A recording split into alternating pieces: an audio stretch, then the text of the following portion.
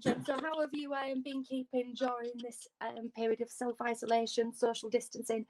Yeah, well, yeah, it's day 4 now of the full proper lockdown, so it hasn't started hitting home yet. I've been keeping really busy, so I thought I'd get bored already, but I seem to have been doing quite a lot and getting out and about with the dogs once a day, and then finding quite a bit of stuff to fill my time. So it's not I haven't reached breaking point yet. I've still got things to do, and I'm keeping myself busy. What kind of things have you been getting up to then? What kind of tips can you give people who maybe? Yeah, well, I've been just getting out. Like, I know you can do your one daily exercise, so I've been getting out. Like, me and my partner have been taking the dogs out for an hour or two, and then picking like a bit of a different route every day to stay busy. And then we've been trying to do it kind of late morning to early afternoon, so it really breaks the day up as well.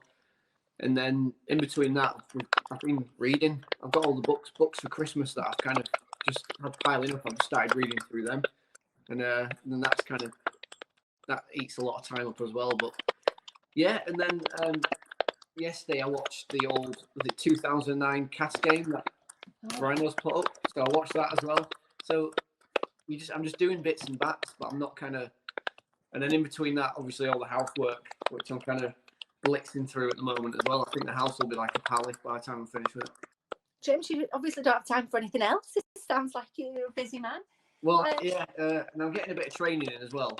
I'm kind of every day I'm kind of giving myself like half an hour, 40 minutes to do some kind of exercise. Even if it's just, I did my first Joe Wicks thing, do you know, the body coach. I did my first one of those the other day. My partner Josie does them, so I went and sat in the front room and got some dumbbells and did it, and it was hilarious just kind of doing it while watching someone else do it on TV. But yeah, I've been keeping busy. Very good. So to the wheelchair team, they had a great season last year. How much are you looking forward to that season starting again? Although things are holding. Yeah. Well, we had a. Oh, where have you gone? Did you? I just got another call then. I had to send it off. Oh, right. Yeah, we had a great year last year. Won every game we played. Won the Challenge Cup, got the league leaders, and lost in the grand final. But it's still the greatest year we've ever had, and we probably had the best off season we've ever had this year. So we had a great off season where everyone came in. We had a couple of players leave, so we had to rejiggle the team, and it really made us go back to basics and focus on a lot of different stuff. So we probably had the best off season we've had in ages, and then the best pre-season we've had in ages as well. Just for the season to get knocked on the head after one round. So it was one of those things where we'd had a great pre-season. Like, it was fantastic. We changed a lot in the team, new dynamics, new kind of roles and responsibilities, and then one game in, the season was kind of put on hold. So we're really looking forward to getting started again. We tried to organise a team meal last week towards the end of the week, but then it was just as the closures and things were teetering, so we called it off at the last minute. But yeah, we're all kind of chatting every day and keeping busy. But yeah, we just want to get playing again, to be honest. That's good then, that you're all keeping in touch and encouraging each other. Is that? Oh, massively, yeah. We're all watching games back, and everyone's tagging each other in things and training and doing our own kind of thing. So yeah, everyone's really excited to get going again. And then we had our first England training camp, what would have been last weekend in Sheffield. We had 20 players getting together to get ready for the Australians to come over at the end of the year, and that got cancelled 2 days before. So that was a big thing to get pulled out from under us as well. And there were 6 of us there from Leeds going, so that would have been the biggest turnout. 7 Leeds players. Yeah, there'd have been 7 Leeds players in the 20-player squad. And Ewan and Josh are new to it as well, so that kind of got. So we're all just looking forward to get playing again, whenever that is. Just training again would be good. Yeah. The wheelchair game has just grown massively over the last few years. What do you think the future holds for the game, and how it's been involved in it?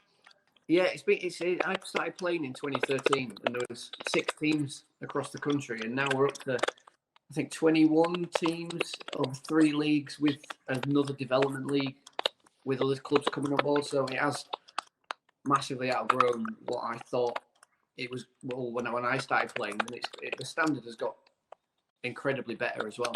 And I think, obviously, I always hark back to it, but the World Cup next year is going to be a massive stage for us. Obviously the men's, the women's, and then us sliding in as well.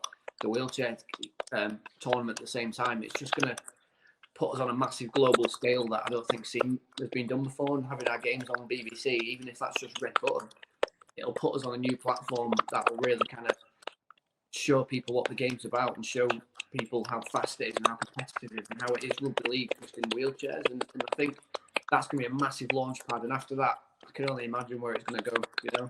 Yeah, it's going to be brilliant. And for you yourself, earlier this year, or not so long ago, you won the Disability Sportsman of the Year at the Sports Yeah, Awards. How proud was that?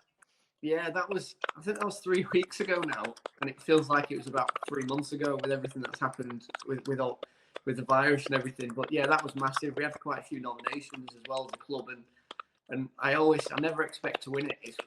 It's not my first time winning it, and I always think I'm up against Paralympians and, you know, people that I've seen like in 2012 and in Rio in 2016 and things like that, and I never think, no, I'm not gonna, you know, and then to win it's like an amazing feeling, and it shows how the game's getting recognised and how people behind the scenes are starting to see how the game's evolving and how much time and effort players are putting into the wheelchair game. So it's getting picked up like behind the scenes, and that's always nice to see that you get rewarded for things, even if you're not looking for those rewards, you know, as such. So yeah, that was amazing. That was incredible, and it was a really good night as well. Like I think we had like 6 tables for the Rhinos or something, didn't we? It was crazy, and the women did awesome as well. They won a few awards in Cuthbert, so yeah, it was a good night for us all around, really. And it's really great, isn't it, that, as you're saying there, to be part of the Rhinos team and all these different teams representing one brand, really. Yeah, it's massive. I mean, I grew up a Leeds Rhinos fan and going along to Headingley when I was a kid, and never played rugby league to any decent standard apart from just to muck about with my mates. And then joining the army, I totally lost track of the game because you just can't watch it when you're deployed or you're away for 9 months at a time. So, like when I moved back to Leeds and got back into it, I never thought I'd end up playing in a shirt that I used to watch as a kid, you know, and watch the people who've worn it before me. So that's amazing. That's incredible. And I think at our club, in the wheelchair team, we never lose sight of that. Everyone who plays for the team really respects the fact we wear that badge and that emblem and know what goes into wearing it. It's not just something you get given. So it helps being part of such an iconic club. So when we're on the field, we know we have to play to that same standard and that same kind of ethos. That's amazing. Finally, you were just mentioning to me earlier that your partner works for the NHS. I'm sure you have massive amounts of respect for her anyway, but you must be really proud of her and all the NHS staff at this moment in time. Yeah, massively. She's a nurse at LGI, and on top of that, she's an intensive care nurse as well. So she's proper kind of in the thick of it at the moment, kind of in the trenches. She's at work now, and then she worked yesterday. So yeah, she's putting a good shift in, and I'm really proud of her. I think everyone is, and her families, like most of the family, are NHS workers as well. Her mum and dad were both nurses, and then she's going to like the family profession, as it were. So yeah, massively proud of her, and she just cracks on. She's a bit like me. She knows the job, and she goes and she cracks on and kind of isn't afraid to, you know, get stuck in and do what she has to do. So yeah, it's massive, you know. And for us, then, we're going through some adversity, having to stay indoors and change lifestyles, but it's so important for us to do that, isn't it, to protect people like yeah, massively. Yeah, it's huge, and I think it took a while for people to grasp why we were doing it, and I think people are starting to realise it's not the you getting the virus as such, it's you giving it to other people, more vulnerable people, or those people passing it on, and then swamping the NHS all at once and things like that. I think it took a while for people to realise why we're isolating and staying out of the way and social distancing. And I think a lot of people didn't quite get it at first, but I think now everyone realises how important it is and why we should do it. And it's not the end of the world. It's like I'm keeping busy, and everyone I speak to is keeping busy. And there's always stuff to do. You know, you can always do something. We've got jigsaw puzzles over there that we're doing.